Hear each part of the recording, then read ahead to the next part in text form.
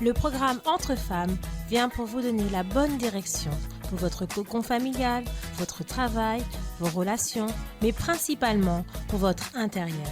Le but du programme Entre Femmes est de vous donner la réponse à votre affliction en vous donnant la bonne direction pour vous donner la vision qui vient d'en haut. On est à l'antenne de Entre Femmes.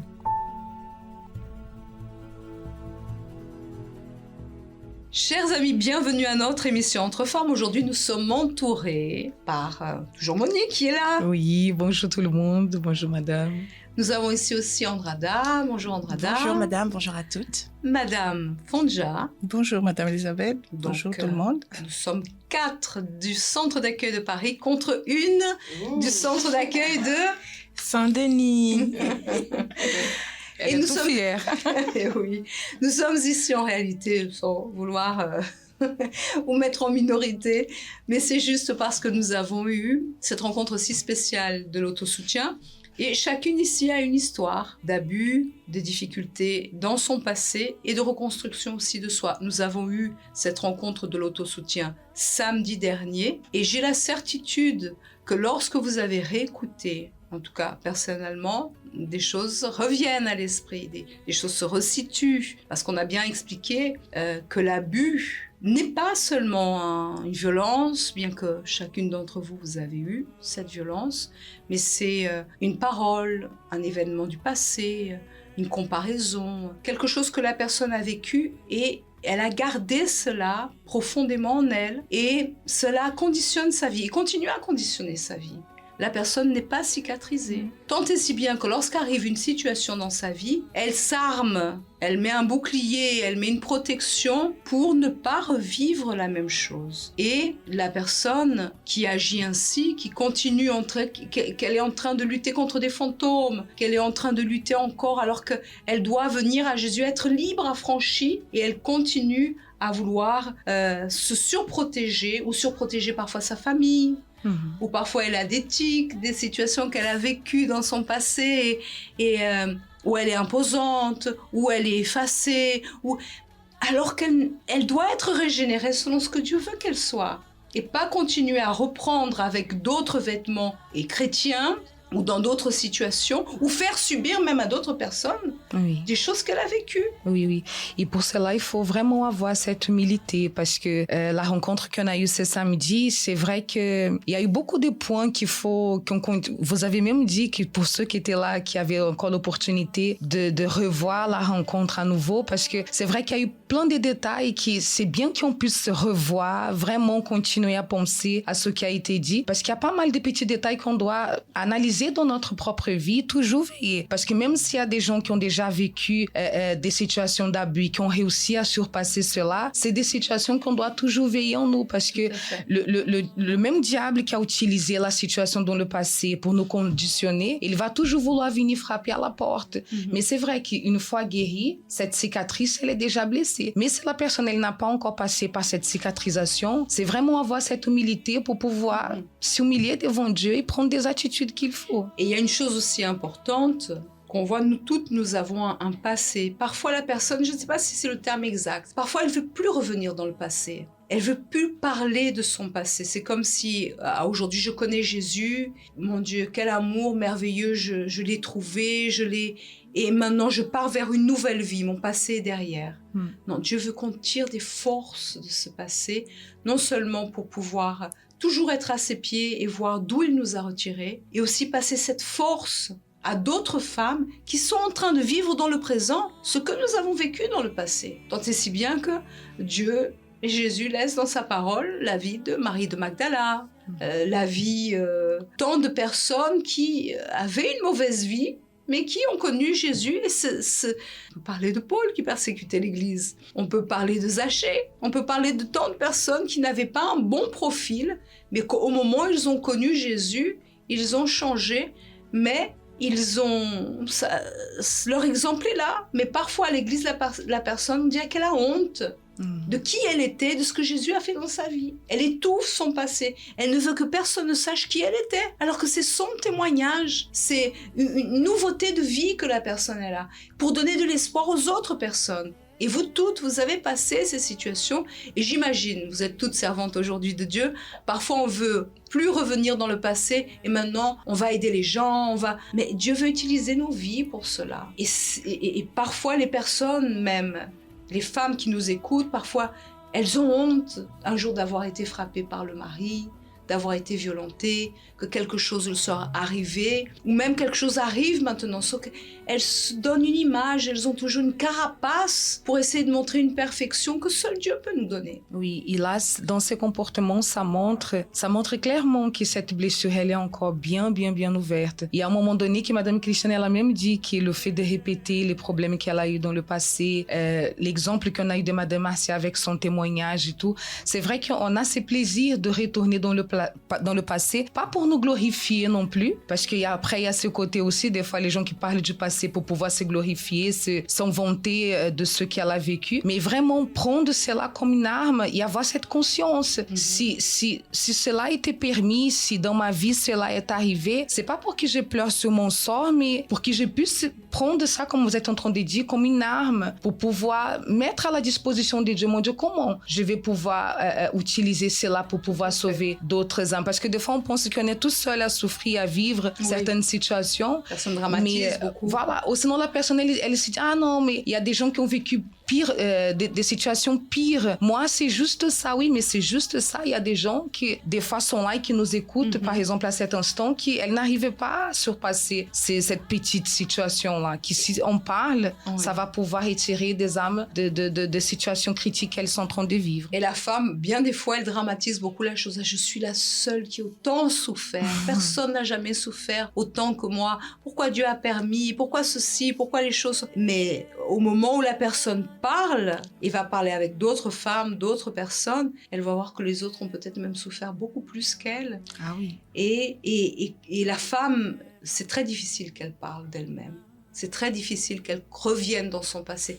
Elle veut pas souffrir. Elle veut s'occuper. Elle veut se monter une vie, mais bien des fois, il y a encore beaucoup de situations et de marques qui sont encore là et bien vivantes. Et on va faire un tour de table dans ce sens. On va laisser Andrada parler. Est-ce que vous êtes reconnue un petit peu dans ce sens, Andrada? Oui, madame, je me suis totalement reconnue sur le fait de revenir dans son passé, parce que comme quand j'écoutais le témoignage de Madame Marcia, je me suis vraiment reconnue dans tous les détails près pratiquement. C'est-à-dire que moi, jusqu'à cet autosoutien, en fait, j'avais pas une grande conscience, en fait, de l'impact que mon passé avait pu avoir sur moi. C'est-à-dire que moi, je suis passée par l'abus pendant une très longue période, de mes 4 ans à mes, je pense, 12-13 ans, avant que j'arrive au collège. C'est quand même une grande partie de ma vie. Aujourd'hui, j'ai 29 ans, c'est quand même presque 10 ans de ma vie que je suis restée dedans.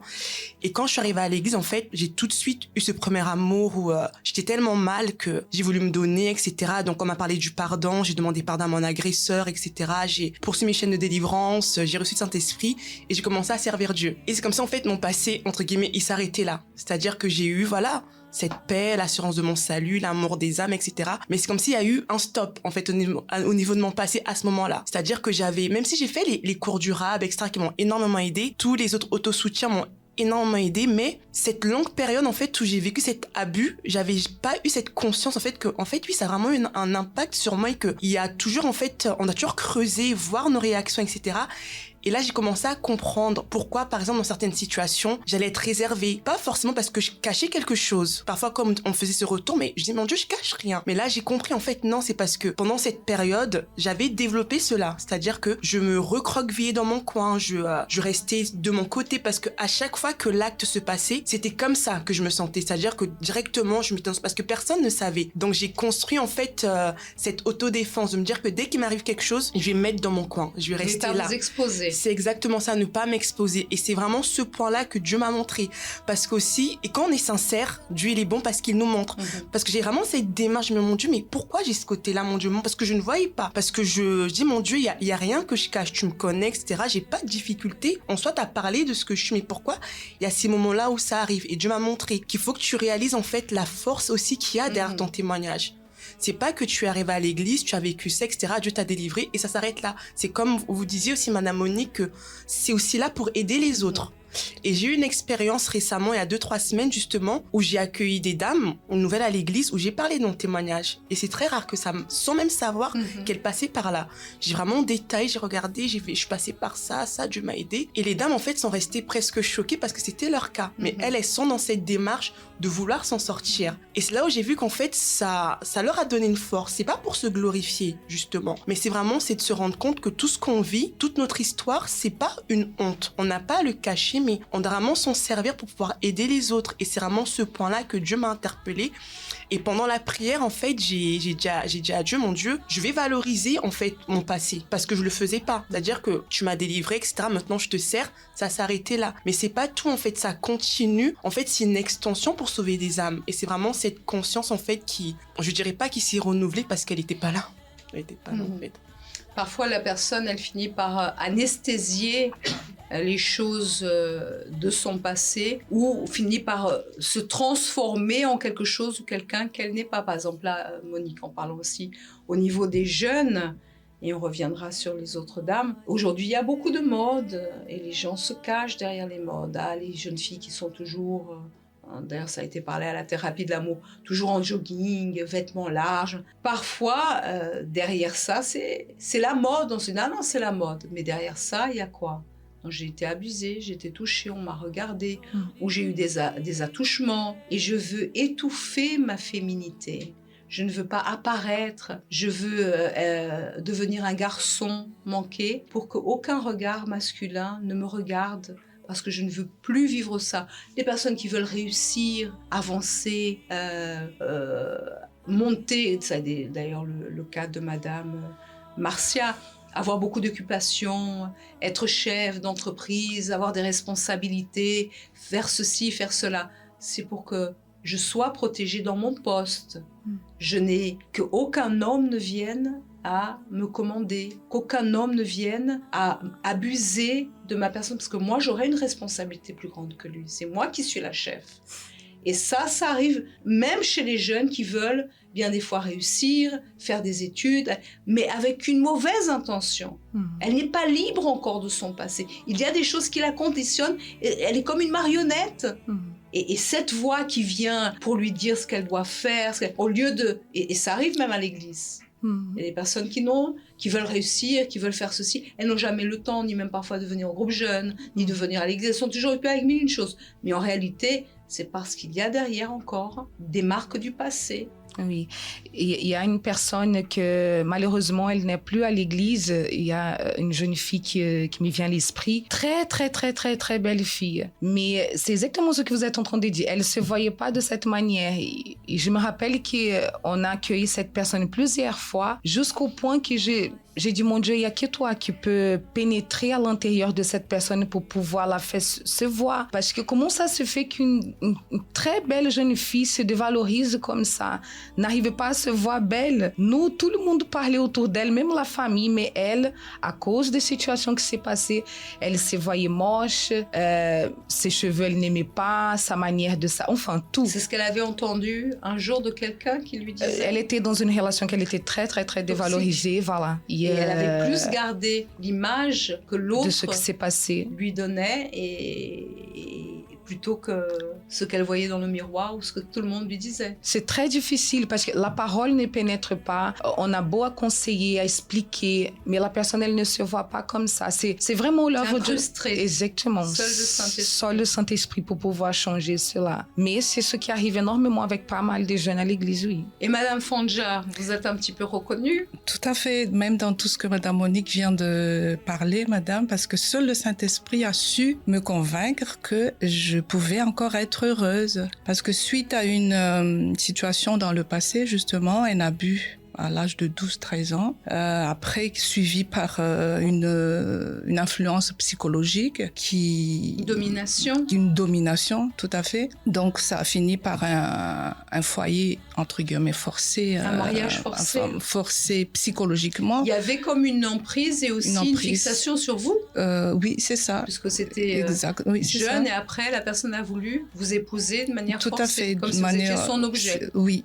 Et j'arrivais pas à me voir. J'avais peur. C'était une peur à l'intérieur de moi parce qu'il il m'infligeait des paroles. De toute façon, tu es à moi, c'est moi qui t'ai appris ceci, cela.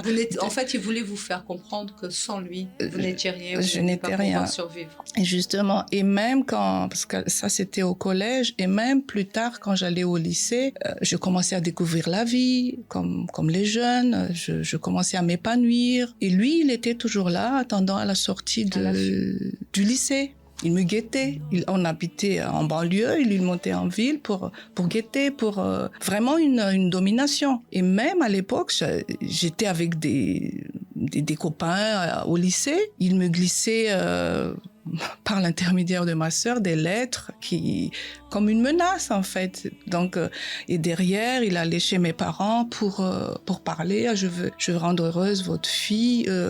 Voilà. Donc mes parents. Et ça s'est passé durant combien d'années? C'était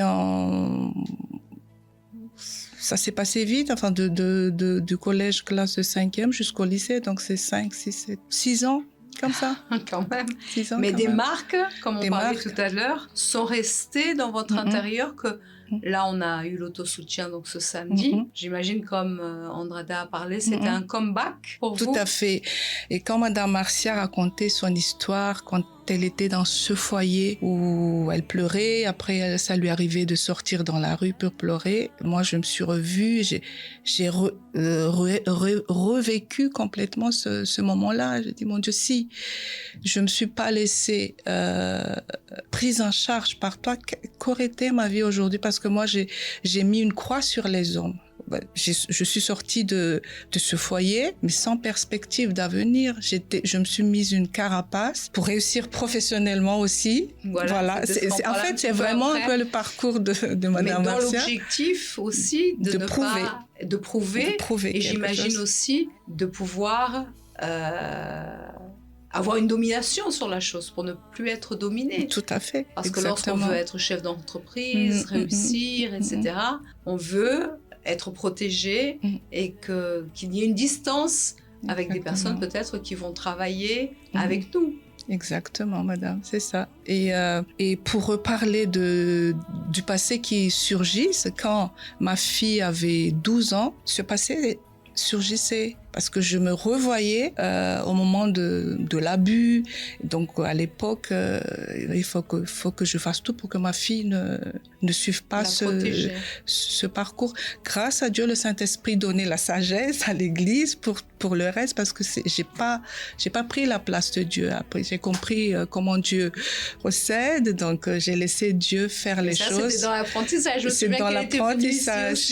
Exactement. Et c'est vrai qu'à un moment donné, elle avait senti que vous étiez en train de la surprotéger. Exactement. Et j'ai compris. Vous lâchez prise. Tout à fait. J'ai dû lâcher prise de tout et être sincère devant Dieu. C'est la sincérité devant Dieu et accepter comment Dieu veut travailler, mais pas à ma manière. Donc on ne peut pas mettre un couvercle sur le passé et dire maintenant j'ai une vie nouvelle. C'est des situations qui nous marquent. Il y a des marques et on doit être toujours attentif aux situations pour ne pas finalement rester dominé ou esclave de quelque chose. Dieu vous a donné cette liberté à chacune et à chacune d'entre nous, mais le mal va toujours vouloir venir avec une menace. Nous rattraper. Et si on se laisse dominer par cette pensée ou ce sentiment, on ne va pas être totalement libre. Exactement. On va être esclave de cette pensée, de cette situation. Et Dieu est venu pour nous affranchir. Donc c'est pour ça l'importance de cette intimité pleine avec Dieu, parce que lui, il a la vérité. Exactement. Tous ces mensonges que vous avez toujours eu, chacune qui est venue à l'esprit, comme vous avez dit tout à l'heure, tu ne seras jamais rien sans moi, c'est moi. Sans moi, tu ne pourras pas survivre. C'était cette emprise. Mais aujourd'hui, le mal continue à agir subtilement pour que la personne reste sous emprise. Et aujourd'hui, vous êtes en pleine alerte à chaque fois, comme ce sentiment que vous avez eu de menace par rapport à... Récemment, dans le travail même, comme quand on est entouré d'hommes dans le travail, il y a toujours la tentation, je suis pas ton employé, tu peux pas me commander dans ce milieu de travail. Donc, grâce à Dieu, Dieu nous donne les outils à l'Église pour nous remettre à notre place à travers les méditations, à travers les rencontres autosoutien et nous enseigne. Parce que le mal veut toujours que le passé ressurgisse pour qu'on revive et qu'on fasse même parfois, qu'on impose ce passé. Là, c'était le cas par exemple. Si ça continuait, si la personne se laisse plus dominer par le sentiment que par la voix de Dieu, elle va finir par imposer à ceux qui l'entourent, la famille, comme là vous avez eu votre fille, votre époux. Exactement. Si vous n'aviez pas la direction du Saint-Esprit qui est le seul guide, parce qu'on ne peut pas dire « je suis complètement guéri de mon passé, c'est fini ». Il y aura toujours des choses qui viendront essayer de ressurgir pour nous faire détourner, rester esclaves de ces choses-là. Exactement. Mais si nous n'avons pas le Saint-Esprit, on va se laisser dominer par le sentiment. Imaginez quel serait votre mariage aujourd'hui si le Saint-Esprit ne vous dirigerait pas. Je pense que ça va arriver aux catastrophes parce que je me rappelle au début du mariage, j'avais pas encore ce travail de Godlywood. Je me connaissais pas parce que la question que madame, ça a été dans la rencontre, qui êtes-vous? Et à l'époque, je ne savais pas qui j'étais. Je me voyais pas. Mais il fallait vraiment que je me voyais avec les réactions, la rétorquer, se protéger et même ne pas croire en mon mari carrément quand il disait qu'il aimait ou qu'il fait. Tellement j'avais pas confiance aux hommes que je ne croyais même plus. Même quand il disait qu'il m'aimait, qu'il voulait se marier avec moi, je dis non, ça marchera pas. La première phrase qui sortait de ma bouche, quand il m'a fait sa petite lettre, j'ai dit ça marchera pas. Donc, c'est grâce à Dieu, Dieu m'a montré qui j'étais et je continue à me connaître. C'est lui qui revalorise une vie, qui donne une nouvelle vision des choses, qui retire ses mensonges, parce que ce sont des mensonges que le diable impose à la personne. Et seul Jésus est la liberté et la vérité. Et ce n'est qu'en lui, qu'à travers le Saint-Esprit, que nous pouvons être guidés sur le bon chemin, exactement, sur la vérité et avoir la vraie vie qu'il a toujours voulu vous donner. Et aujourd'hui, c'est ce que vous êtes en train. Aujourd'hui, grâce à Dieu, c'est une joie de connaître, d'avoir une intimité pleine avec le Saint-Esprit, de savoir. En fait, le passé nous donne la force. C'est plus une force qu'on puise du passé et cette force nous pousse à aller vers l'avant, même dans ma manière de travailler. Parce qu'aujourd'hui, je dirige une structure, c'est plus la même perspective que j'avais avant, que je voulais réussir, je voulais prouver quoi que ce soit, parce que tout ce que je fais, je n'ai rien à prouver en fait, parce que c'est Dieu qui se montrera tout seul. Parce que ce sont des paroles qui restent vraiment ancrées, comme vous disiez Monique, cette jeune fille qui se voyait laide, elle se voit à travers le regard de l'autre encore, alors qu'il n'est même plus avec la personne. Là, en l'occurrence, votre ex-époux qui disait « Jamais tu ne réussiras rien toute seule ». Et beaucoup commencent des choses, n'arrivent pas à terminer, ou réellement veulent prouver de manière excessive, non, je vais réussir, mais avec les mauvaises intentions. Et ça arrive, la personne est à l'église, parfois fait les chaînes de prière, vient le lundi, avec tous les dossiers, mais pour prouver à quelqu'un, pas pour les bonnes intentions, pas pour glorifier Dieu. Et réellement, si nous n'avons pas le Saint-Esprit, Madame Fondja, tout est une menace, tout est une difficulté. On regarde encore, comme d'ailleurs on a eu ça dans un autosoutien, la vie avec des lunettes sales, des lunettes de soleil sales. Et on regarde les autres avec les regards du passé. On regarde la vie, on regarde nous-mêmes avec le regard du passé. Une parole gardée du passé. Parce que par exemple, la dernière phrase que mon ex-époux disait, c'est que qui va encore t'aimer? Mais c'était ancré vraiment dans mon cerveau. Qui va encore t'aimer? Donc c'est ça qui conditionnait quand mon mari disait des choses. J'arrivais presque pas à croire. Donc, mais grâce à Dieu, le Saint-Esprit est tellement bon. Le mal travaille, il vient pour vraiment dérober, pour détruire, pour mettre à bas la personne. pour qu'elle n'ait plus aucune condition, même la personne avoir honte, parce que j'imagine c'est difficile de recommencer aussi au niveau sentimental. La personne, elle se sent, si elle n'a pas le Saint-Esprit, elle se sent souillée durant la personne vierge, totalement. C'était très difficile de croire vraiment que c'était vraiment la réalité. La réalité, en fait, c'était vraiment la réalité que Dieu donnait. Mais moi, j'avais du mal à y croire. J'avais du mal, vraiment. Mais grâce à Dieu, tout est réel. Même ainsi, et ça, bon, on parle de violence là, mais ça peut être une simple parole. Tu ne vas jamais rien réussir, tu ne peux pas, tu n'arriveras pas, ou ta sœur est meilleure, ou des choses simples. Parfois, juste, c'est pour ça que les parents, et vous êtes maman, doivent faire très attention aux paroles qui sortent de leur bouche. Exactement. Parce que ça peut marquer à vie quelqu'un, et un enfant peut prendre une autre direction et d'autres chemins autodestructeurs. Exactement, exactement. Si la personne est faible en tant que personne et elle accepte tout ce qu'on lui dit, la personne peut aller sur beaucoup de chemins. Et c'est pourquoi parfois les parents voient « mais mon fils il est où? Il est perdu, il est désespéré ». Mais parfois c'est une parole en trop qui a été dite au mauvais moment. Exactement. Et on va passer à Manuela. de Saint-Denis. Je me suis reconnue donc dans les partages et également dans ce que Madame Marcia disait à l'autosoutien. Et ce que j'ai pu voir aussi, c'est de pouvoir avoir l'humilité de laisser à Dieu l'opportunité de continuer à travailler. Parce que bon, moi, j'ai eu un passé avec des attouchements, des abus. Et lorsque je suis arrivée à l'église, je me suis donnée. Pour moi, j'ai suivi le parcours puisque j'ai pardonné, j'ai investi. Et ce qui était frappant au début, c'était vraiment la perte de ma valeur personnelle. Puisque j'avais pas d'auto-estime, je voulais pas investir dans ma vie sentimentale parce que pour moi, au niveau des hommes ou au niveau d'être heureuse dans la vie sentimentale, ce n'était pas envisageable pour moi. Et là où j'avais beaucoup investi, c'était dans mes études, dans ma vie professionnelle. Et c'était ce qui m'apportait une certaine sécurité. Même choisir le droit, pour moi, c'était ce qui allait vraiment me protéger. Et à partir de ce moment-là, là où j'avais pas été protégée plus jeune, j'avais les armes pour me protéger. Et parfois, les études, même très longues, type beaucoup disent, mais on pose la question, quand est-ce que vous allez vous marier?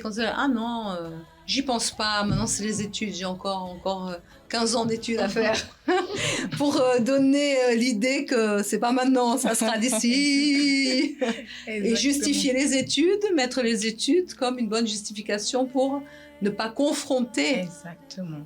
Tout à fait. Et là, je me suis rendu compte, donc quand Madame Marcia parlait, je me suis revue, j'ai revu en fait la petite fille que j'étais avant que tout ça commence. Et je me suis rendu compte qu'il y avait une différence entre cette petite fille et celle que je suis aujourd'hui. Outre le travail du Saint-Esprit, j'ai pu voir qu'il y avait encore des blessures, des marques qui étaient restées et que le Saint-Esprit me donnait l'opportunité à travers cet autosoutien de pouvoir guérir, de pouvoir cicatriser.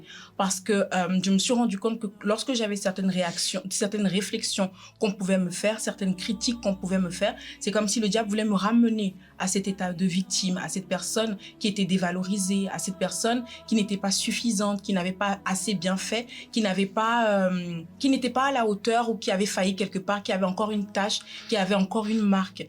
Et j'ai pu me voir à travers cet autosoutien, de voir à travers la parole de Dieu surtout, comment faire pour me débarrasser de ça. Parce que, comme vous disiez tout à l'heure, on a une histoire, on a un parcours, on a un témoignage. Et parfois, on s'arrête là, comme disait même Andrada. Ok, le Saint-Esprit a travaillé en moi. Aujourd'hui, je suis une nouvelle créature. Donc, revenir à ça, c'est comme si, au final, non, le Saint-Esprit n'avait pas travaillé. Et là, cet autosoutien a été l'opportunité de voir que Dieu ne voyait pas comme ça. C'est pas comme ça que Dieu fonctionne. Parfois, quand nous, on fonctionne avec notre regard humain, on met tout dans une case. Donc, ça, c'est fait, c'est réglé. Je passe à une autre chose à travailler. Et alors que non, en fait, je suis un champ ouvert. Et le Saint-Esprit va continuer à travailler en moi, va continuer à me changer. Mais je dois quand vous parliez de ne plus être esclave, c'est accepter d'être libre, d'être ouvert, de se laisser découvrir par le Saint-Esprit, de laisser le Saint-Esprit nous montrer les choses. Parce que il y avait cette difficulté aussi de laisser le Saint-Esprit nous montrer les choses. Parce que on voulait aussi pour le Saint-Esprit se dire que non, le Saint-Esprit a fait tellement de choses, Dieu a fait tellement de choses en nous, donc on doit tout bien gérer, on doit être à la hauteur du Saint-Esprit qui a été mis en nous. Mais encore une fois, le Saint-Esprit il a été mis en nous pour nous aider aussi à nous voir, pour que je puisse aussi avoir cette opportunité de voir ce qui ne va pas, de voir là où j'ai plus besoin de lui. Donc, c'était pas une faiblesse de savoir que non, il y a des blessures. Parce que avant ça, j'aurais pas eu cette force-là même de parler aujourd'hui, parce que ça aurait été comme une honte. Mais pour moi, c'est me dire que non, en fait, le Saint-Esprit m'a donné l'opportunité de me voir. Ça, c'est déjà positif pour mon salut, parce que si je ne me vois pas, mes réactions vont continuer pareil et je vais être malheureuse d'une certaine manière. Donc là, c'est l'opportunité d'avoir le soin du Saint-Esprit en moi et d'avoir cette liberté de dire que non, je suis une œuvre en continu et le Saint-Esprit est toujours en train de me montrer, toujours en train de participer dans mon intérieur, dans mon histoire. Et ça, c'est seulement quand je le laisse me montrer aussi ce qui ne va pas. Et ça a été ça mon expérience de l'autosoutien. Et c'est pourquoi, vous qui nous écoutez, essayez d'étouffer les problèmes, les difficultés. Votre passé ne va en rien vous aider.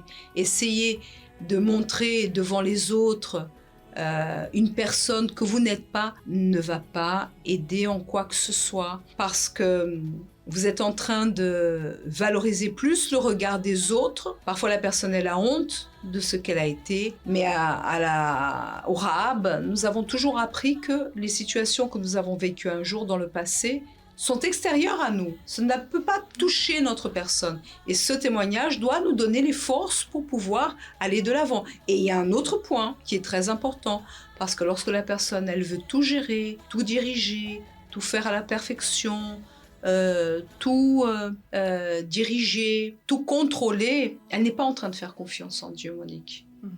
Elle n'est pas en train de montrer « je confie en toi, voilà ma vie et fais de ma vie ce que tu veux et je te laisse libre cours pour pouvoir agir dans ma vie ». Elle ne confie pas en Dieu, elle ne fait pas de Dieu son appui, son ami pour lui montrer, la diriger, l'orienter. Elle ne parle pas à toi d'eux, elle a des secrets envers Dieu et elle n'est pas libre. Elle n'a pas cette confiance pleine en Dieu. Donc elle peut être à l'église, mais au fond, elle ne remet pas toute sa vie, elle a toujours des réserves. C'est même bizarre d'entendre ça, avoir des secrets vis-à-vis de Dieu. Mais ça arrive, hein. Il y a des choses qui, des fois, il y a des personnes, et je me rappelle que j'étais un peu comme ça aussi. Il y avait des choses en profondeur qui... c'est un peu comme ce qu'on avait dit avant, de ne pas vouloir retourner dans le passé et parler. Et ça peut arriver aussi avec Dieu. Il y a certaines choses que, des fois, la personne, elle peut ne pas vouloir parler avec Dieu parce que ça va éveiller en elle des choses qu'elle veut laisser de côté. Et elle ne détaille pas. Dieu le sait déjà, ça c'est sûr. Mais avoir cette humilité de confesser, comme Manuela l'avait dit, de laisser Dieu participer de notre vie. Voilà, de confesser. Parce que je pense que cet intérieur léger, ça commence déjà à travers la prière.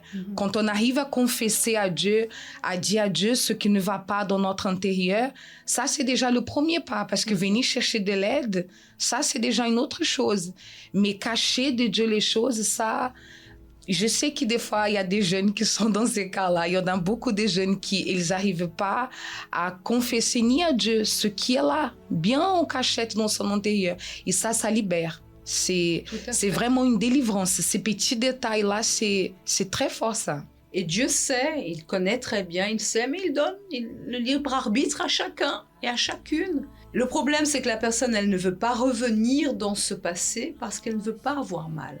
Elle ne veut plus souffrir.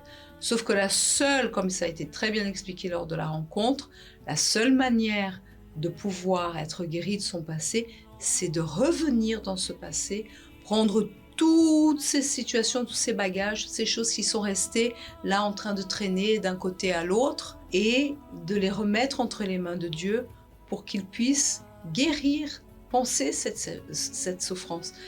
Mais la personne, elle ne veut pas laisser le Saint-Esprit. Peut-être ça va faire mal, bien entendu. Quand on met, comme il a été dit, de l'iode sur une blessure, ça fait mal. Exactement. Mais ça guérit. Et beaucoup veulent se donner une apparence, une image de personne ceci, de personne cela, qui réussit, qui fait ceci, qui fait cela. Apparemment, aux yeux des personnes, c'est une personne forte, extraordinaire, mais au fond, elle est complètement détruite. réussit, qui a beaucoup d'idées, mais au fond d'elle, elle sait, et c'est lorsqu'elle se retrouve seule envers elle-même qu'elle déverse ses larmes, qu'elle est confrontée à elle-même. Donc c'est se faire du mal à soi-même. Et cette rencontre, pour celles qui ont accepté l'invitation, parce que d'autres n'ont pas encore accepté. Ah, mais j'ai ceci, ah, mais j'ai cela, c'est exactement la même chose. Ah, mais j'ai acheté des animaux, je dois les traiter. Ah, j'ai mon fils qui se marie, comme dans la parole de Dieu où Jésus invitait à table pour ce grand festin et les gens ont décliné l'invitation pour ceci, cela. Mais Jésus est allé chercher les désespérés, les affligés, les malheureux, les pauvres, et la maison est restée remplie. Donc, si la personne veut toujours décliner les invitations du Saint-Esprit, c'est son choix, mais elle va continuer à porter en elle des souffrances. Donc aujourd'hui, chacune, j'imagine, pour en terminer là, vous avez découvert donc ce travail extraordinaire que le Saint-Esprit fait pour les femmes, d'ailleurs même dans la rencontre. Mon époux disait le suivant: pour les hommes c'est 1 heure, pour les femmes là 2 heures de temps. Et quand vous êtes bénéficié, prière dimanche dernier aussi pour les femmes affligées. Dieu investit avec force chez les femmes. D'ailleurs, cette littérature de la blessure à la cicatrice va être bientôt aussi entre les mains des femmes. Très bientôt aussi, ça arrive, la femme que tout homme veut. Et là aussi, les femmes vont avoir des littératures extraordinaires comme La femme V, un livre extraordinaire. Oui. Tant d'autres, les 40 secrets, que tous célibataires devraient connaître. Mais c'est ça, on a le Saint-Esprit. Jésus a toujours aimé les femmes. Mais si la personne garde des réserves, des secrets ou des choses, c'est impossible qu'il puisse l'aimer et la guérir, parce que c'est lui qui va faire. Il faut avoir confiance dans l'œuvre du Saint-Esprit, parce que c'est le seul qui ne veut pas faire du mal à qui que ce soit. Il veut du bien, mais même ainsi, la personne, elle résiste. Dernière considération, Manuela. Aujourd'hui, je ne résiste plus et je laisse le Saint-Esprit œuvrer en moi, et je suis plus attentive à moi-même, et surtout maintenant, j'ai l'arme pour ne plus laisser le diable me ramener en arrière. Madame Fandja. Le Saint-Esprit est tellement poli qu'il accepte nos excuses quand on ne veut pas le suivre. Il ne force pas. Il est patient. Mais il n'existe pas. Voilà, justement, il ne désiste pas de nous, donc je le laisse complètement libre arbitre pour modeler, pour guider, pour montrer, pour apprendre. Et je sais qu'il va continuer encore à faire des choses plus grandes. Amen. Et Ambrada? Et moi, ce que j'aimerais dire, c'est qu'il n'y a pas de honte, en fait, à faire face à ces faiblesses et aux cicatrices qui sont toujours là. Parce que parfois, le diable, il empêche, en fait, ce processus de reconstruction, même si on a le Saint-Esprit, parce qu'il met comme une honte, en fait. Mais il n'y a pas de honte, en fait. Le Saint-Esprit, comme elle a dit Manuela, c'est lui qui nous permet, en fait, de travailler sur ce champ. Mais si on a honte, on est en train d'empêcher le Saint-Esprit de faire cette continuité, parce que le salut, il se travaille jusqu'à la fin. Donc le travail qu'on a sur nous, il sera jusqu'à la fin. Donc tout ce que le Saint-Esprit va nous montrer de pas bon, de vilain en nous, c'est pas la fin du monde. Mais on n'a pas besoin d'avoir honte, juste assumer, accepter et laisser le Saint-Esprit nous conduire tout simplement. Et ces sentiments, Monique, puisque vous travaillez aussi pas mal avec les jeunes, avec les enfants aussi. D'ailleurs, Madame Fandja aussi, qui est là, nous toutes, puisque vous êtes toutes servantes et vous aidez à l'ébéi avec les jeunes, etc. Le diable est un menteur, dans ce sens, même ce sentiment de honte, ce sentiment d'être différent des autres, ces accusations que le mal met, c'est pour rendre la personne esclave et prisonnière, et lui montrer que jamais elle va sortir de cette place, jamais elle ne sera heureuse. Et nous devons mettre à bas toutes ces pensées. Et c'est pour ça qu'on doit plonger dans la parole de Dieu. D'ailleurs, demain mercredi, nous serons là, à Paris. Oui, dans tous les horaires. Et dans tous les centres d'accueil. C'est ça. Et la personne, elle a besoin de s'attacher à la parole de Dieu et d'aller vers Dieu, parce que c'est la seule vérité qui puisse exister. Tout le reste est manipulé dans ce monde. Et on ne peut confier en rien si ce n'est en Dieu. Exactement. Et l'émission, hein, cette émission, c'est Jésus qui frappe à la porte aussi. Donc, si cette personne, elle est en train d'écouter, cette jeune fille, cette dame, ce monsieur peut-être, parce que je sais qu'il y a des jeunes, des garçons qui sont là et qui écoutent aussi. Qui s'infiltrent. Voilà, qui d'ailleurs, ils étaient très curieux de savoir qu'est-ce qui s'est passé samedi dernier. En tout cas, ici à Paris, ils étaient à la porte. Mais c'est une opportunité parce que la personne, elle n'a pas besoin peut-être de se déplacer jusqu'à l'église là à l'instant, mais Dieu, il est là. Elle peut faire sa prière sincère, parler avec Dieu, prendre les exemples qui ont été donnés et se déverser devant Dieu. Et l'opportunité aussi demain est là d'être tous ensemble à l'église le mercredi. Et Dieu n'est pas accusateur, le diable est accusateur. Et il attend, j'imagine comment il sourit lorsqu'il voit quelqu'un qui parle tout ce qu'il sent, comme un enfant. C'est pour ça qu'on doit avoir ce cœur d'enfant et c'est pourquoi les enfants sont tellement martyrisés, rapidement violentés pour perdre cette innocence. Le diable est tellement sale qu'il veut faire perdre l'innocence et que la personne commence à rentrer. Aujourd'hui, il y a tellement d'enfants qui sont déjà dans les réseaux de pornographie, abusés, et avec une pensée sale, des rancœurs, etc. Le diable dévertue toute chose. Mais lorsque la personne, elle est là, elle fait de Dieu réellement un père, et elle lui raconte tout, comme Dieu est content de pouvoir voir que la personne n'a pas de retenue, qu'elle lui fait confiance, qu'elle dépend de lui, et il ne l'accuse pas, il va lui donner, il va la prendre par la main dans ses bras, il va lui donner les meilleures opportunités. La personne n'a pas besoin de se voiler la face ou insister pour montrer quelque chose qu'elle n'est pas, toujours s'inventer des histoires, toujours être là en train de vouloir se donner une image de ce qu'elle n'est pas. Elle est libre. Et c'est pourquoi d'ailleurs en Jean 8, 34, il est dit en vérité, je vous le dis, leur répliqua Jésus, quiconque se livre au péché est esclave du péché. La personne, elle se livre à une pensée, par exemple au travail ou quoi que ce soit, le chef ou le responsable, il préfère l'autre que toi. Et la personne, elle vit ça constamment. Ou dans ta maison, ton père, il préfère ta sœur que toi. La personne, elle creuse dans ce mensonge, elle développe ce mensonge, elle commence à faire de ce mensonge une vérité. Elle est dans le péché, ça l'éloigne de Dieu. Elle est dans l'erreur. Et or, l'esclave, elle est esclave. Or, l'esclave ne demeure pas toujours dans la maison. Même si la personne, elle est dans l'église, si elle continue à avoir ses idées. Parfois, c'est quelque chose qui s'est passé, par exemple, dans vos témoignages. Si vous aviez gardé cela, quelque chose arrivait à l'église. Le pasteur dirait une chose, ou quelqu'un aurait, le pasteur lui donnerait un compliment, il ne vous a jamais dit un compliment. Le pasteur, il préfère l'autre. Il commence à regarder, le diable commence à développer des mauvais yeux sur l'un. Il est metteur en scène. La personne est esclave, elle est à l'église, mais elle n'est pas libre. Et un jour, si elle continue, elle va quitter la maison du Père. Ou des fois, ça peut être même le cas, parce qu'on sait, je vois dans le cas des jeunes filles qui passent par beaucoup de problèmes avec la famille. Des fois, il y a des jeunes filles qui vraiment vivent des situations difficiles, d'autres dans le travail. Il y a des injustices, il y a des choses qui arrivent. Mais quand la personne elle a cette liberté à l'intérieur d'elle, elle n'est pas conditionnée à ce qui se passe autour d'elle. J'ai subi des injustices, j'ai pas cet amour que Dieu il veut qu'il puisse avoir dans une famille, pas encore, parce que Dieu il est en train d'opérer, on croit. Mais moi, j'ai vu ma vie, je suis libre d'avancer dans ma vie. Ça. Elle ne donne pas de la force à ces choses-là, à ces mensonges. Elle donne de la force à son intimité avec Dieu et se réfugie tout de suite sous l'abri du Très-Haut. Mais malheureusement, le problème, c'est que la personne, elle donne de la force à la voie du mal.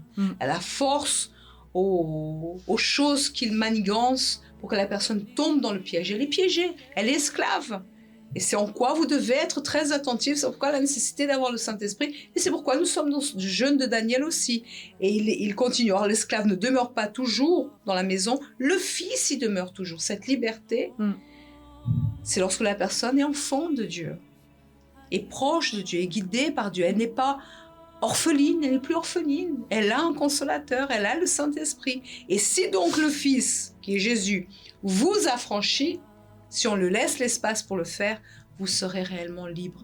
Qu'à contraire, la personne, elle sera toujours emprisonnée. Même si elle n'a pas eu un abus physique ou quelque chose comme ça, elle est dans un monde de mensonges qui veut la piéger continuellement. Donc cette nécessité d'avoir la présence du Saint-Esprit que chacune de nous avons aujourd'hui, et bien entendu, Grâce à Dieu. on continue le parcours, le processus jusqu'à ce qu'il revienne nous chercher. Et c'est pourquoi nous ne devons jamais nous éloigner de sa présence. Parce que le diable,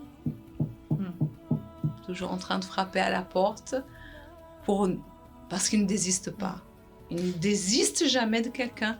Il est toujours en train de trouver des moyens, des pièges pour que la personne soit à nouveau esclave. Et c'est pourquoi nous serons au 254 rue du Faubourg Saint-Martin, Paris 10e, métro ligne 2, 5, 7, 7 bis du métro parisien, ligne Stalingrad, Jaurès, Louis Blanc. Nous avons les rencontres à 7h, 10h, midi, 15h et 19h30. Mais n'oublions pas que nous sommes ici avec Saint-Denis, c'est bien ça? C'est bien et ça. vous? Moi, je serai demain au 55 rue de Strasbourg à Saint-Denis, accessible avec la ligne 13, Basilique de Saint-Denis, et également le tramway T1, cimetière de Saint-Denis. Et aussi des bus 253, je crois, à 7h, 10h, 15h et 19h30. On va vous aider 153 aussi. Et le 153 aussi. Et je suis de Paris. Dites-nous tout. Et à quelle heure? À 7h, 10h, 15h et 19h30. Très bien. Et vous serez personnellement À 19h30. Et mesdames, vous serez à 19h30. 19h30 également. Très bien. Si d'ailleurs vous voulez parler avec l'une d'entre elles, et vous serez ou à Saint-Denis ou à Paris, tout le monde sera là. Et d'ailleurs, n'oublions pas, Monique, que chaque mercredi, nous avons aussi, à partir de 18h, l'accueil à Paris. Oui, madame. Si d'ailleurs il y a des femmes de l'autosoutien qui étaient là et qui n'ont pas pu être accueillies, on avait laissé d'ailleurs la petite carte pour qu'elles puissent laisser leur contact. On sera là à partir de 18h, 18h30 pour pouvoir accueillir ces femmes. Exactement. Et vous me disiez, vous étiez en train de rappeler, il y a quelque chose qui se fait tous les mardis à 20h, n'est-ce pas, Madame Fanja? Même si vous êtes du groupe Caleb, il y a sur les réseaux sociaux de la FGU. C'est Connexion Fun. Très bien. Aussi, Malala aussi. Oui. Non, parce que c'était les jeunes filles là qui pensaient on va parler. Non, c'est vous qui allez parler. Et il y a un thème. Oui, il y a un thème. Le thème de ce mardi sera comment pardonner une personne qui compte continuer à nous faire du mal. Parce que des fois, on pense que quand on demande pardon, tout est rose, la personne, elle demande pardon aussi. Donc, comment on fait ça? On voit que la personne, elle veut continuer à nous faire du mal, mais... Et le problème, c'est qu'il y a des gens qui demandent pardon. À chaque fois que quelque chose arrive, pardonne-moi. Et mardi à 20h. Vous êtes branchés? Oui. Très bien. Mais écoutez, ça a été un plaisir d'être ici avec vous. Et certainement... pour de prochains retours, témoignages, et l'aventure continue avec le Seigneur Jésus. Amen. Merci encore, Monique, pour votre présence. De rien, madame. Juste une chose, aussi pour les filles et pour les dames qui veulent aussi laisser leur retour, il y a l'Instagram du Godlywood. Hein? Oui. Donc, ça aide toujours. Hein? C'est un moyen aussi d'évangéliser quand on laisse nos commentaires ce que Dieu il a parlé avec nous à l'heure de ces rencontres. Dieu il parle aussi énormément. Beaucoup peuvent à travers cela se reconnaître et vouloir aussi participer et ainsi changer le cours de leur vie. C'est ce que Dieu veut le plus. Aidons le Saint-Esprit, mesdames. Comme là, vous avez dit, parfois on a honte de notre passé, mais il faut en tirer une force pour pouvoir aider les autres. Et c'est pourquoi nous vous laissons sur ces quelques réflexions et à demain dans chaque centre d'accueil. N'oubliez pas aussi, profitons pour parler de la thérapie de l'amour, parce que d'ailleurs, Madame Marcia a été guérie aussi lors de ces rencontres de la thérapie de l'amour qui nous font tellement de bien pour nous reconstruire. Tout à fait. Donc jeudi à 19h30, accueil aussi à partir de 18h, 18h30 ici à Paris, retransmission sur Évrigo-Couronne, Melun et dans tous les centres d'accueil de la province. Que Dieu vous bénisse et à très bientôt. Au revoir. Au revoir, madame. Au revoir. Au revoir.